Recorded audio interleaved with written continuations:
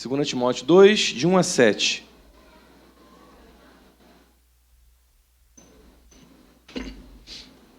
Você encontrou? Eu vou fazer essa leitura, peço que você acompanhe, por favor. Diz assim a palavra do Senhor. Quanto a você, meu filho, fortifique-se na graça que há em Cristo Jesus. E o que você ouviu de mim na presença de muitas testemunhas, isso mesmo transmite a homens fiéis, idôneos para instruir a outros. Participe dos meus sofrimentos como bom soldado de Cristo Jesus. Nenhum soldado em serviço se envolve em negócios dessa vida, porque o seu objetivo é agradar aquele que o recrutou. Igualmente, o atleta não é coroado se não competir segundo as regras. O lavrador que trabalha deve ser o primeiro a participar dos frutos. Pense bem no que acabo de dizer, porque o Senhor dará a você compreensão em todas as coisas. Senhor, eu te agradeço pela leitura da tua santa palavra. Te peço agora que o Espírito Santo possa nos conduzir. Ó Deus, abre os nossos ouvidos, o nosso coração, para ouvir a tua voz nessa noite, Pai, em nome de Jesus. Amém. Você pode sentar um pouquinho, por favor?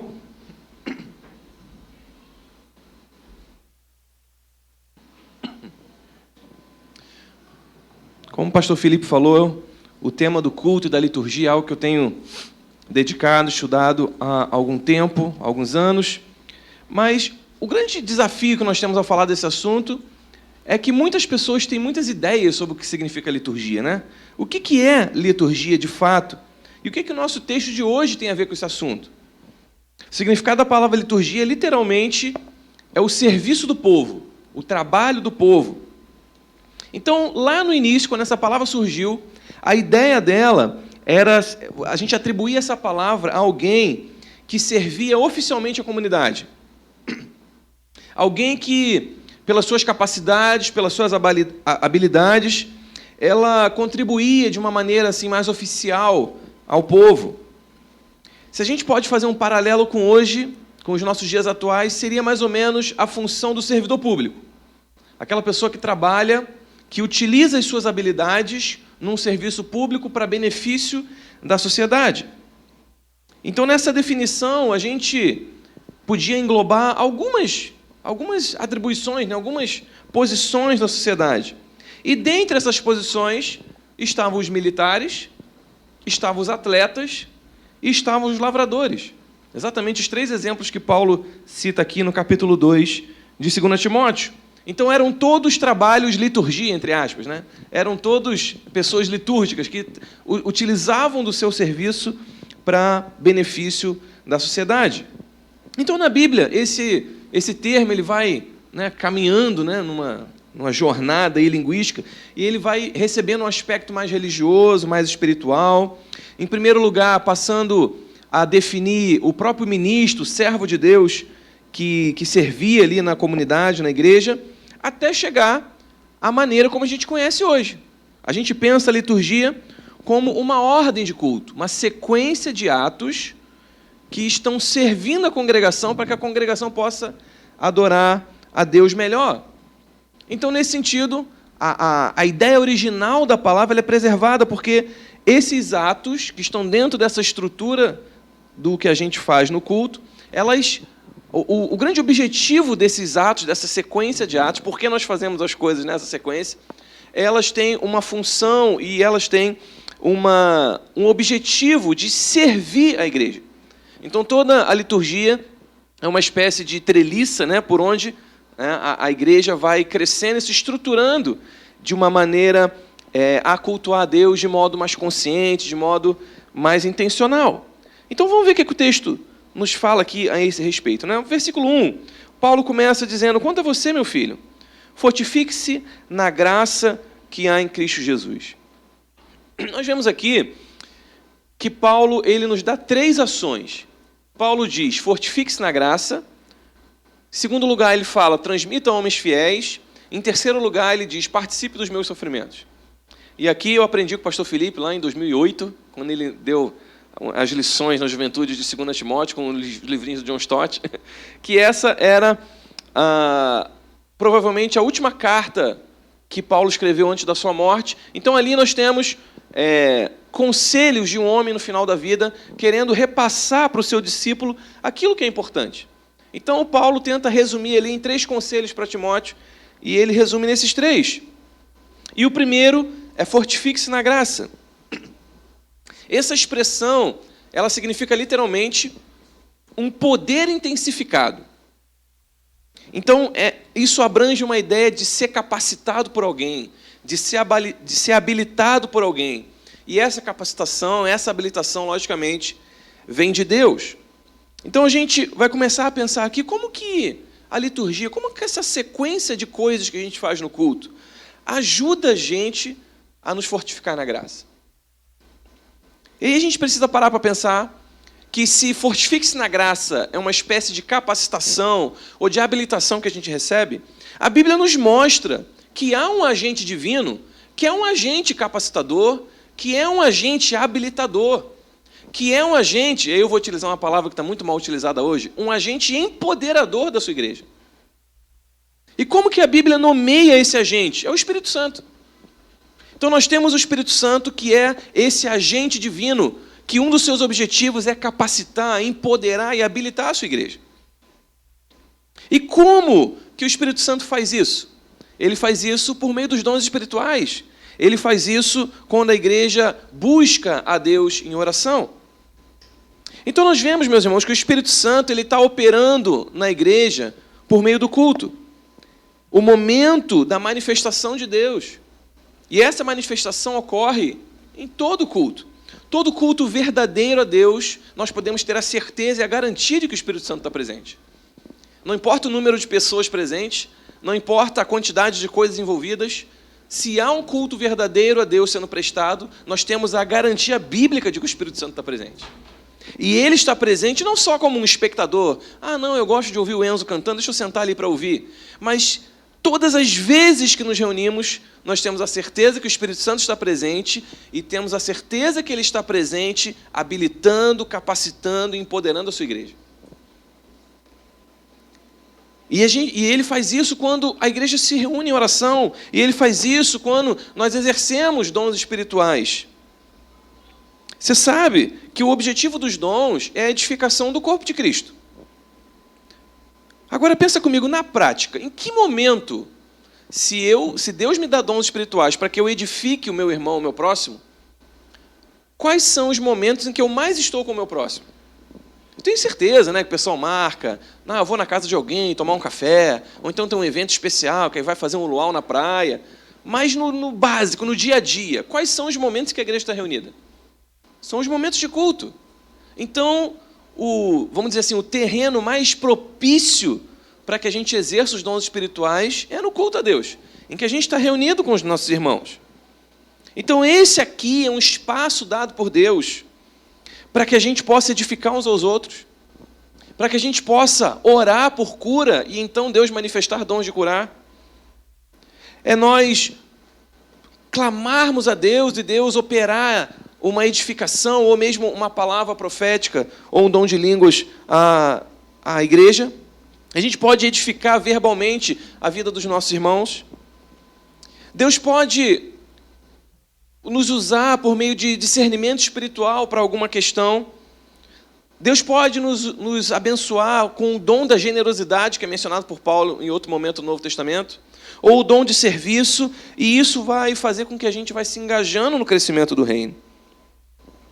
Mas além dos dons, a gente pode ver a ação explícita do Espírito Santo quando a gente ora.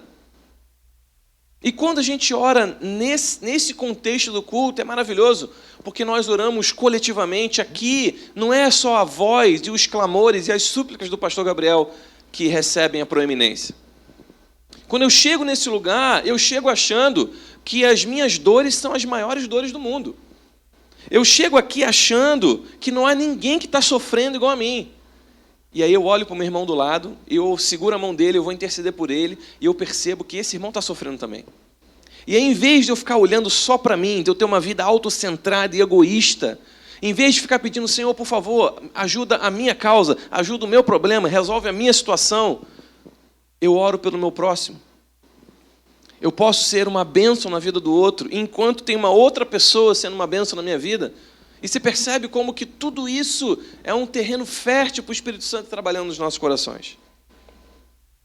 Por meio da oração coletiva, e a gente se torna algo, a gente percebe que a gente é parte de algo maior do que nós mesmos. maior do que as nossas questões individuais. E aí, meus irmãos, eu tenho aprendido a cada dia, eu tenho compreendido e confirmado a cada dia que a maturidade de uma igreja é construída, dentre outras coisas, pela maneira como essa igreja ora. Se uma igreja ora sempre de modo egoísta, se ela ora sempre de uma maneira colocando Deus na parede, isso diz muito sobre aquela igreja. Mas se aquela é uma igreja que serve os outros por meio da oração, se é uma igreja intercessora, se é uma igreja que ora de maneira missionária, nós percebemos que a igreja vai caminhando, a gente pode... É uma espécie de termômetro da maturidade da igreja.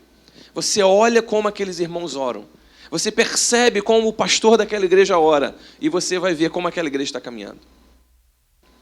E você vai ver como que essa é uma prática que não é individualista.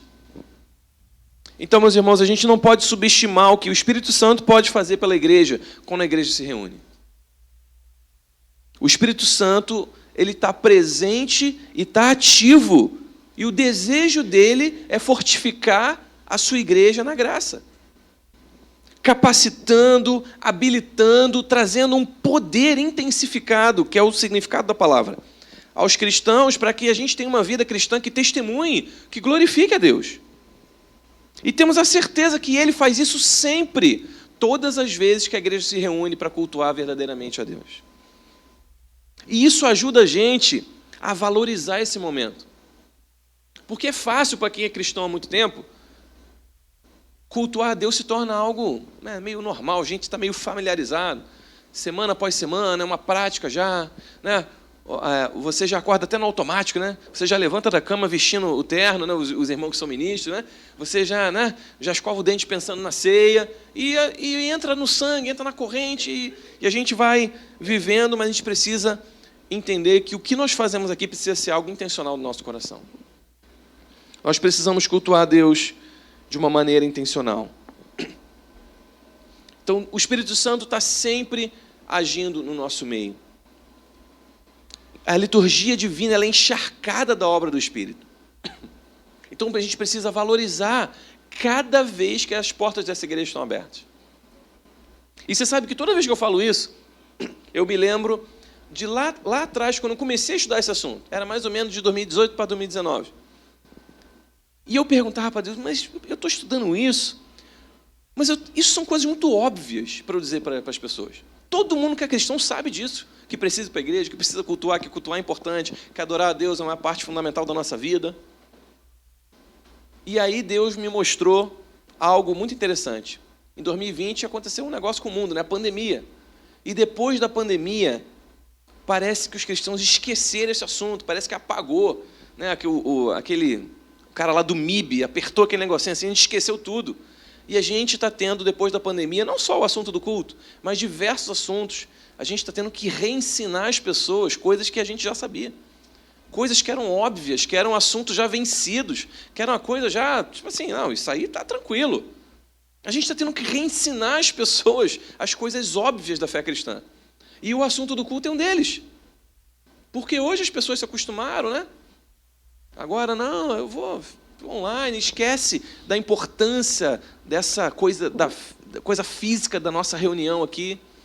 E muitos, né, ficam numa posição distante dentro da sua casa, e aí participam da transmissão, e aí estão ouvindo o culto, e aí naquele domingo ela achou o pastor Felipe, não sei, pastor Felipe está sem unção hoje, acho que eu vou trocar o canal aqui, vou botar no Hernando Dias Lopes. Não, o Hernando Dias Lopes hoje está gritando muito, deixa eu trocar o canal aqui, vou para Augusto Nicodemo. E ela passa a compreender o culto como só um entretenimento ou só algo para alimentar a vida individual dela. E esquece que tudo que a gente faz aqui é coletivo.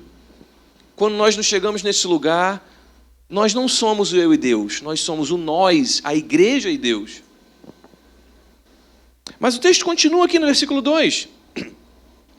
E o que você ouviu de mim na presença de muitas testemunhas, isso mesmo transmita a homens fiéis, idôneos para instruir a outros.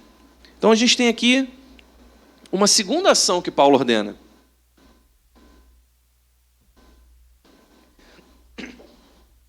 Transmita a homens fiéis.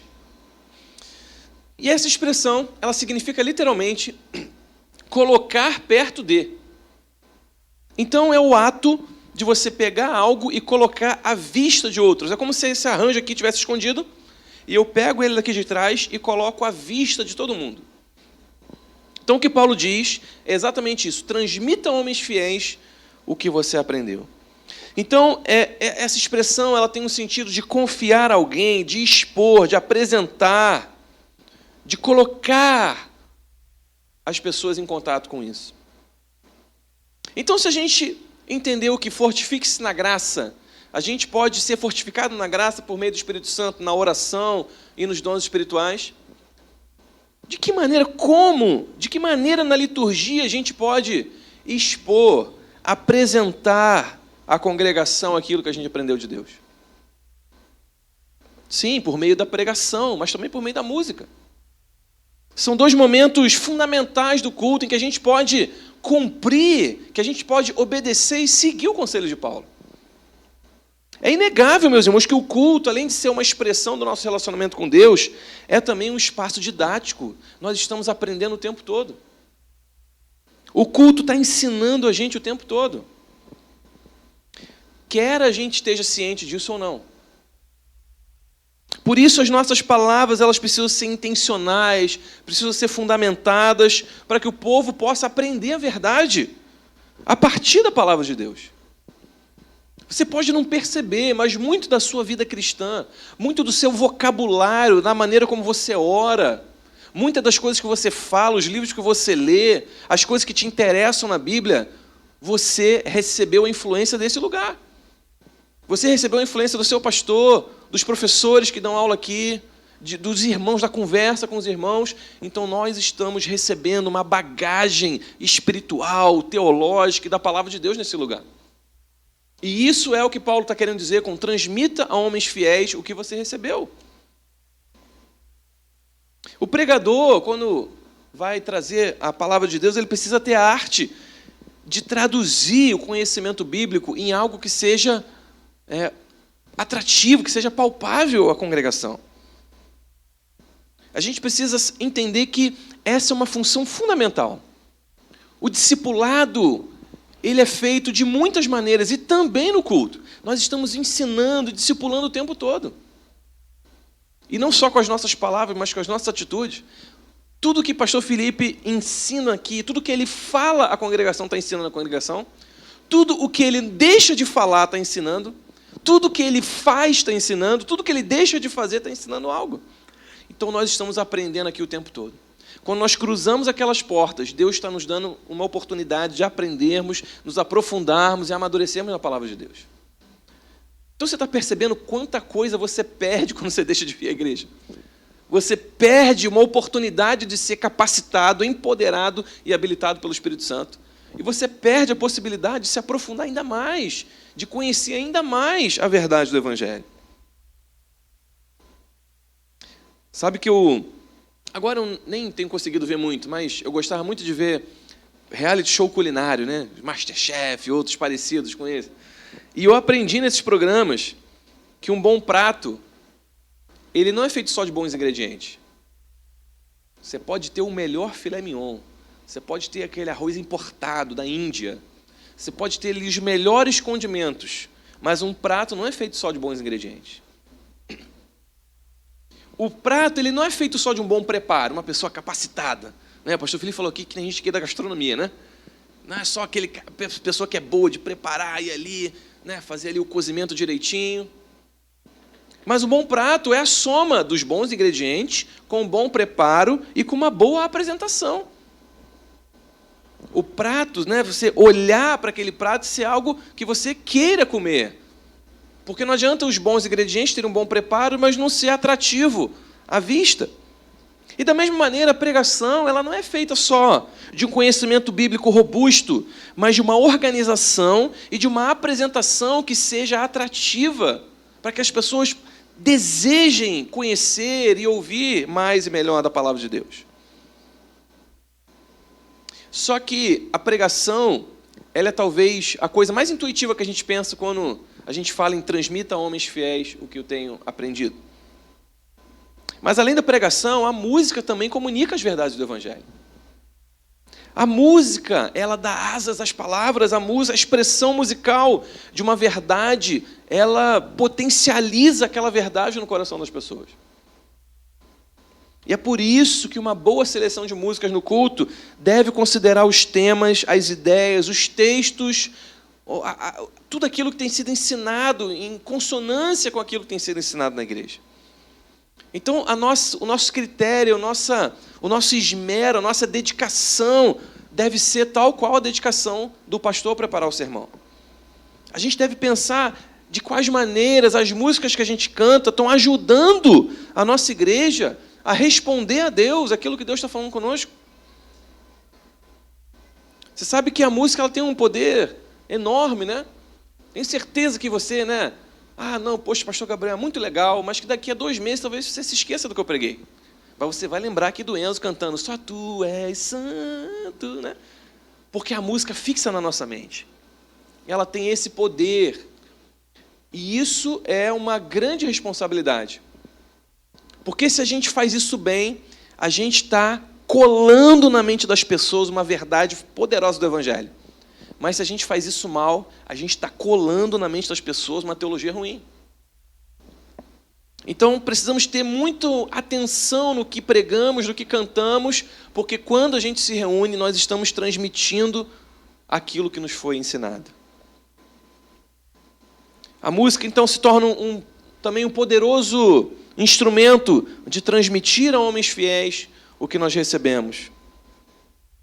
Quando uma igreja canta, há um golpe devastador na influência da sociedade, porque a igreja se reúne e a gente canta junto, e a gente se reúne como uma só voz e declara verdades a respeito da palavra de Deus. Só que o texto ainda continua, no versículo 3.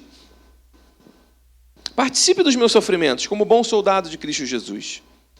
Então a terceira ação que Paulo ordena é participar dos sofrimentos, e aí a expressão é essa mesmo, suportar aflições, né, vivenciar ali dores. O que Paulo está querendo dizer é que nós devemos ser como Cristo na sua morte. Uma vez que a gente, quando entramos na igreja, nós nos tornamos o corpo de Cristo. Essa é uma imagem muito bonita da igreja, o corpo de Cristo. Só que o corpo de Cristo, lá do Jesus de Nazaré, foi um corpo açoitado. E quando nós nos tornamos o corpo de Cristo, nós participamos desse sofrimento junto com Ele. Nós nos tornamos como Cristo na sua morte. Nós sofremos como o corpo dele sofreu. E aí, que tipos de eventos na liturgia nos mostram esse aspecto? Mais claramente, a gente já falou de oração, de dons espirituais, de pregação da palavra, de música. E não há nada que expresse melhor para a gente a participação nos sofrimentos de Cristo do que os sacramentos.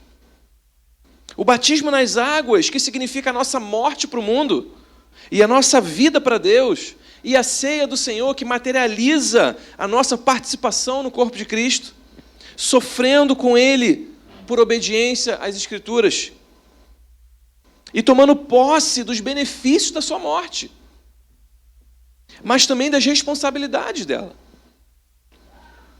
E muitas vezes a gente subestima a importância dos sacramentos. A gente precisa entender que o batismo e a ceia do Senhor são um instrumento poderoso que encenam para a gente o Evangelho. Eu poderia dizer para você, com as minhas melhores palavras, eu poderia escolher aqui, né, no meu vocabulário, as melhores palavras para falar sobre como a gente chega a Jesus, a gente morre para o mundo e vive para Deus, mas nada vai ser tão impactante quanto você ver alguém descendo num tanque ou numa piscina e levantando aquela piscina. Aquela imagem tem um impacto poderoso nas nossas mentes. Essa pessoa está morrendo naquelas águas e ela está ressurgindo uma pessoa nova. Nenhum discurso, por mais eloquente que seja, consegue ter esse impacto. Por mais que a gente fale detalhadamente o sacrifício de Cristo, a mesa do Senhor representa isso visualmente. A gente enxerga, a gente toca os elementos, a gente percebe isso sensorialmente, e isso gera um impacto em nós. Então os sacramentos, eles, de uma certa maneira, dramatizam a nossa união com Cristo, de uma maneira que só as palavras não conseguem. Então eles são uma forma didática de traduzir aquilo que é incompreensível, a nossa participação nos sofrimentos. A ceia do Senhor que a gente pode participar hoje, ela é uma espécie de participação nos sofrimentos de Cristo. Como uma ação simbólica, a celebração da ceia nutre a nossa fé, desperta a nossa imaginação para perceber a obra de Deus mais claramente. Da mesma forma, o batismo identifica a gente com Cristo na sua morte. E uma vez eu li um negócio muito interessante, o autor dizia que quando nós vamos batizar alguém, nós estamos presenciando dois eventos opostos. Nós estamos presenciando simultaneamente um funeral e um casamento. Porque quando você derruba aquela pessoa na água, nós estamos sepultando, nós estamos em um velório. Aquela antiga pessoa morreu. E simultaneamente, quando aquela pessoa é tirada da água, o velório acaba e começa um casamento, porque agora ela está aliançada com Jesus. E agora ela faz uma declaração, agora eu pertenço ao meu Senhor. Então você percebe como que isso nos faz enxergar a nossa participação no sofrimento de Cristo. Porque antes, aquela pessoa que vivia morreu. Agora eu estou aliançado com Cristo, e estar aliançado com Cristo significa participar dos seus sofrimentos. O batismo representa a morte da carne pecaminosa, rompendo a nossa aliança com o reino desse mundo. Então, meus irmãos, participar dos sacramentos, ser batizado, participar da ceia, é uma maneira visual e poderosa da gente compartilhar desses sofrimentos de Cristo, vivenciando a graça do Evangelho em nós. Mas o texto aqui continua no versículo 4.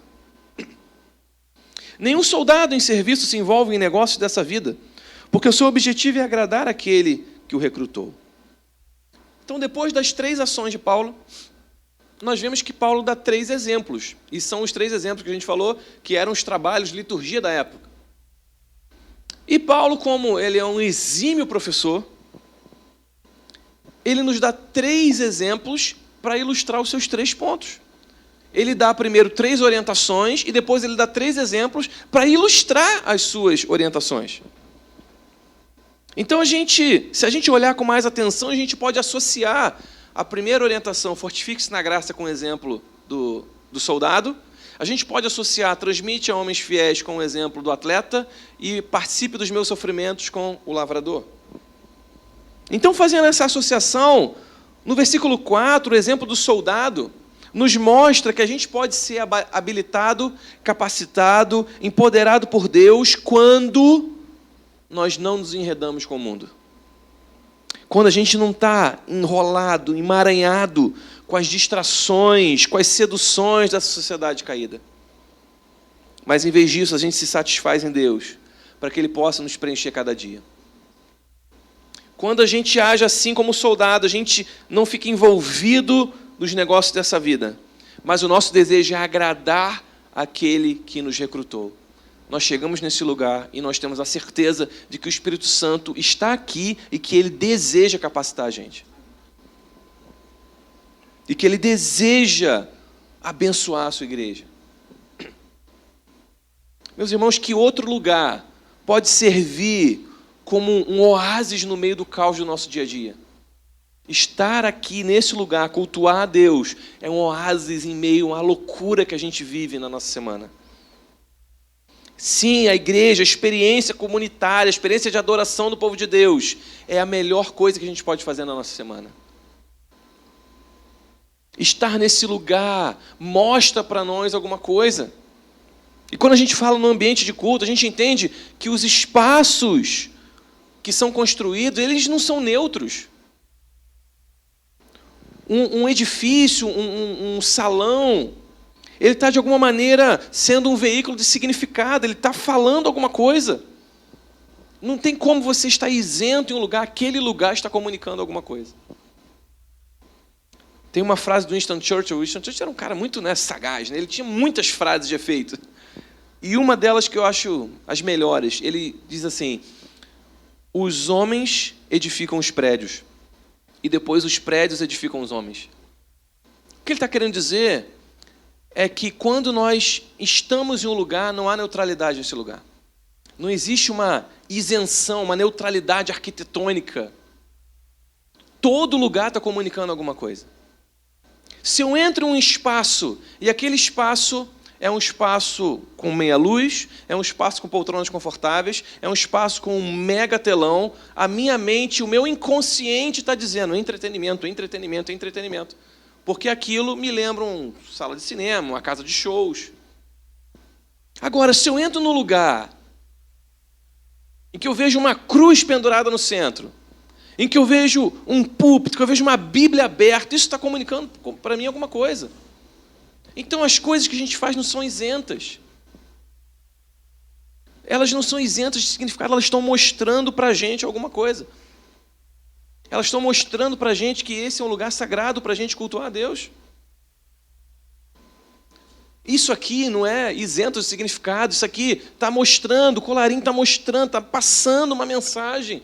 Tudo o que fazemos no culto, por que a gente canta primeiro, depois a gente tira a oferta, depois a gente prega, por que a gente ora, por que depois a gente faz a ceia, por que a gente faz a oração dessa forma? Tudo está comunicando alguma coisa.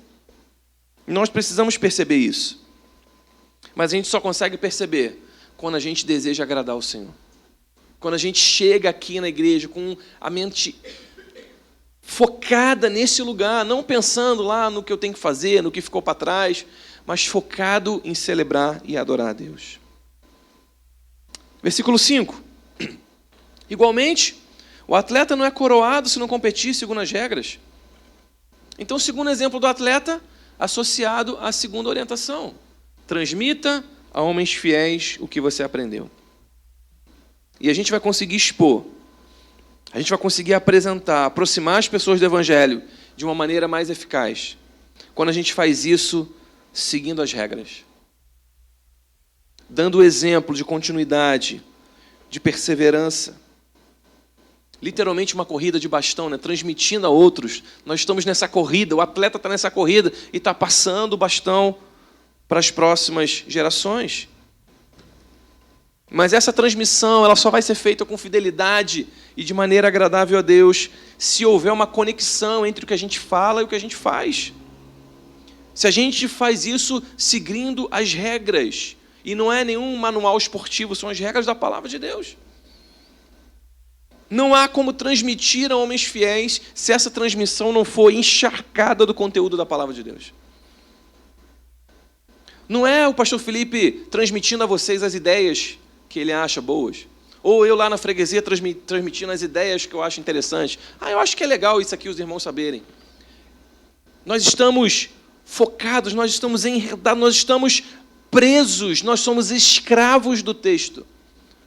Então o nosso objetivo é transmitir a pessoas fiéis o que nós temos aprendido. Mas o que nós temos aprendido nesse texto, nesse livro maravilhoso. Então a gente pode perceber que quando nos afastamos da palavra de Deus, nós nos afastamos da verdadeira adoração a Deus. Eu ouso dizer que quando um culto não tem a palavra de Deus como centro, quando um culto não está encharcado da palavra de Deus, nem mesmo um culto cristão esse é. Ele pode ser um culto a alguém, um culto a outro Deus, um culto à própria personalidade do pastor. Mas se um culto não está encharcado da palavra de Deus, se esse culto não dá prioridade à pregação da palavra, se as músicas desse culto não estão encharcadas da palavra, se as orações que são feitas não são encharcadas de uma teologia bíblica, se as coisas que são feitas no culto não são, conectadas ao texto bíblico, se o momento da oferta, como o pastor Felipe fez aqui, está apontando o tempo todo para o texto bíblico, nós não estamos cultuando a Deus. Porque tudo que nós sabemos sobre Deus está nesse livro, essa é a revelação de Deus.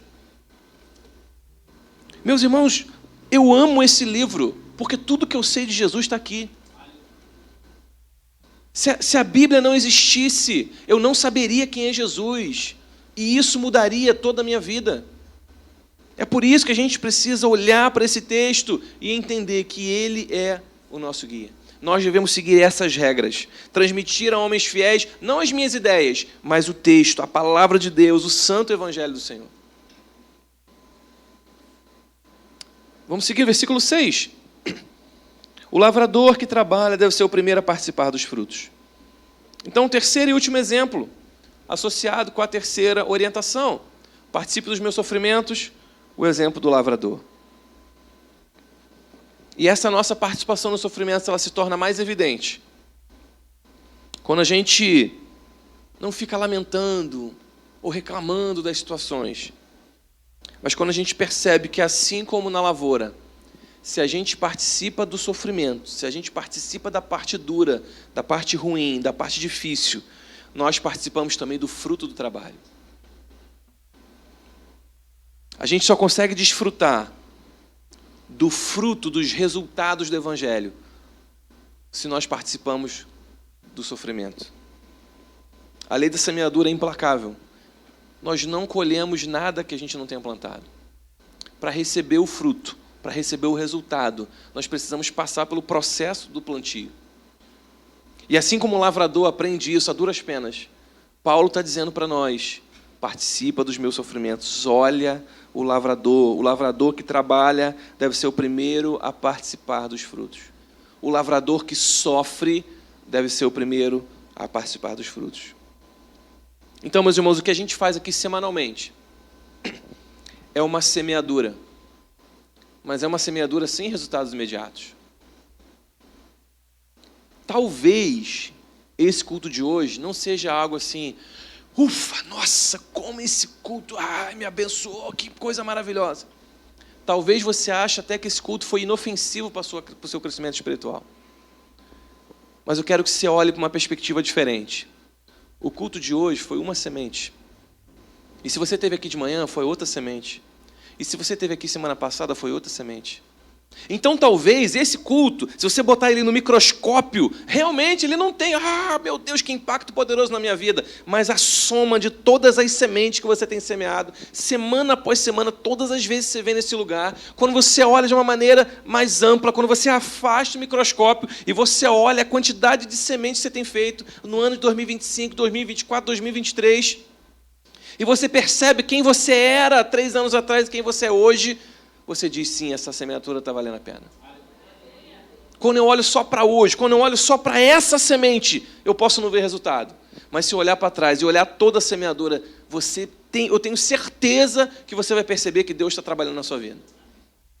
E está trabalhando exatamente na perseverança, na continuidade, na fidelidade. Quando a gente permanece, quando a gente frutifica.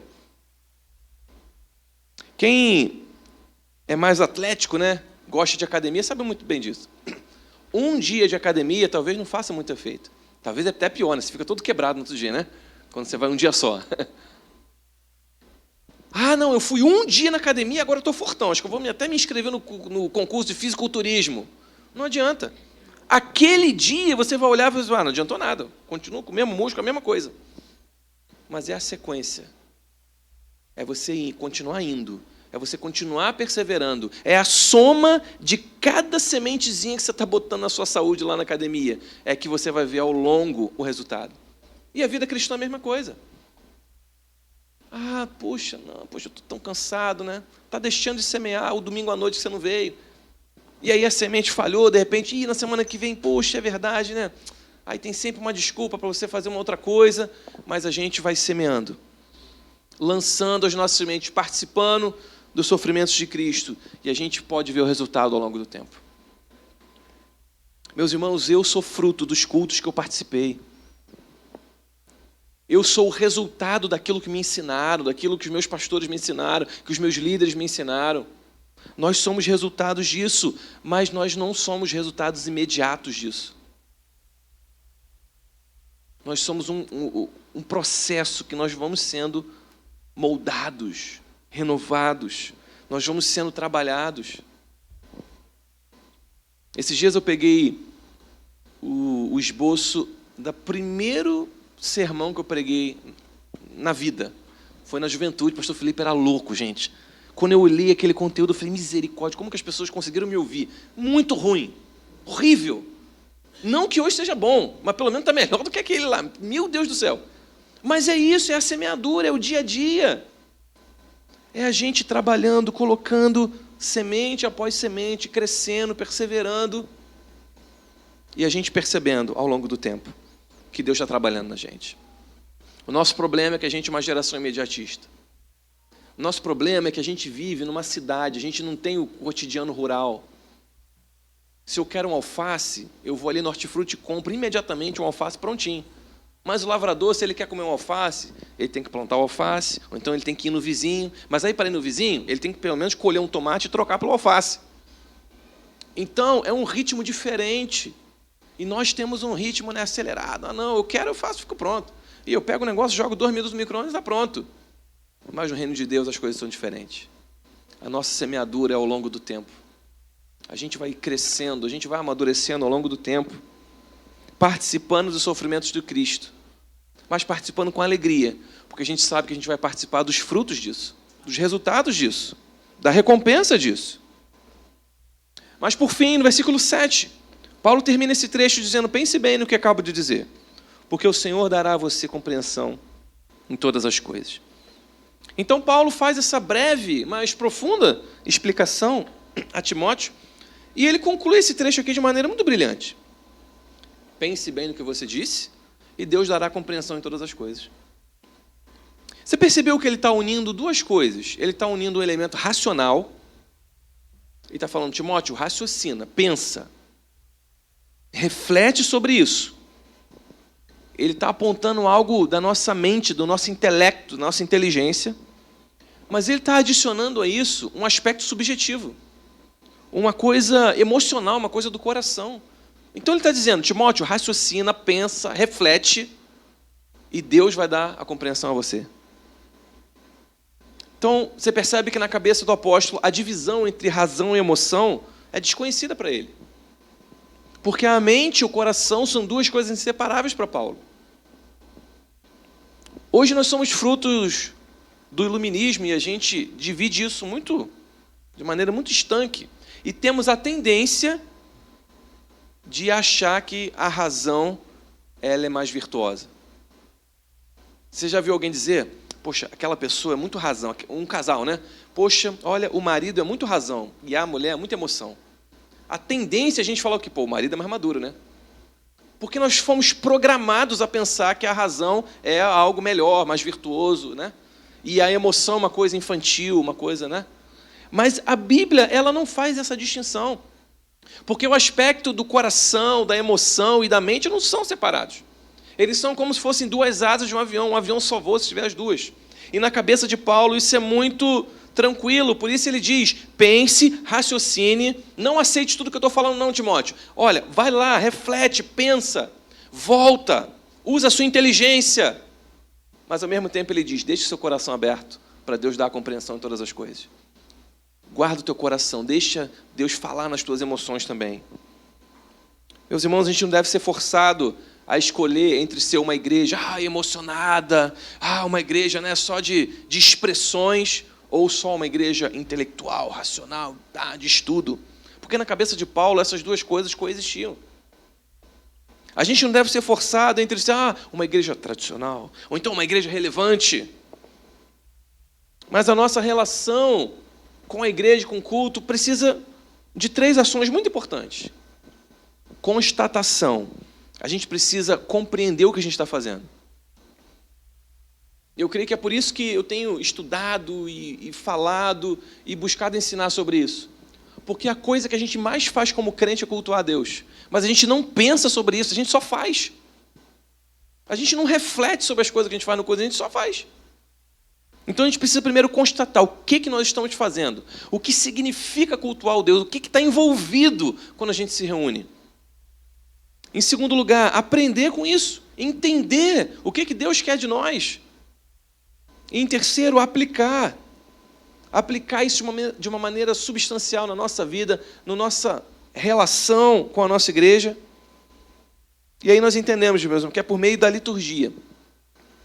A liturgia é um dos caminhos mais poderosos que Deus nos dá para que a gente seja fortificado na graça.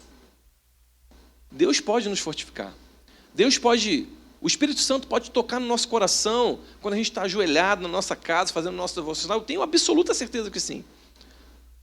Mas eu poderia dizer que talvez o espaço mais propício para que ele faça isso é quando a igreja está reunida. Então, quando a gente cultua a Deus, a gente pode ser fortificado pela graça. Quando a gente cultua a Deus, a gente pode transmitir às pessoas o Evangelho. Quando a gente cultua a Deus, a gente pode participar dos sofrimentos de Cristo por meio dos sacramentos. E com isso a gente pode crescer. E com isso a gente pode se tornar mais parecido com Jesus. Você está percebendo tudo o que esse momento pode fazer com a sua vida espiritual? É por isso que a gente deve valorizar. Não deixar normal, natural.